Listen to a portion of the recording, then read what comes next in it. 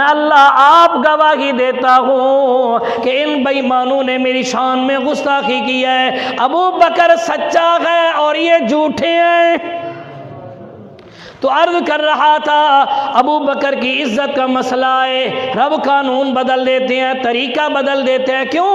इसलिए फरमाया मुहम्मदुर रसूलुल्लाह वल्लज़ीना माहू, ओ मेरा लाडला पैगंबर, मेरा सोना पैगंबर, मैंने आपको अबू बकर वो अता किया,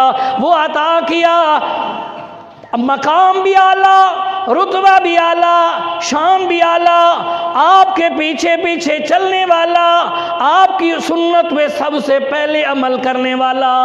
लेकिन कुछ चीज़ें जो मेरे इख्तियार में आए, मेरे उसूल कानून में आए, जो मेरे अलावा कोई कर नहीं सकता, उसको भी मैंने आपके साथ अबू बकर की मुनासबत कर दी है।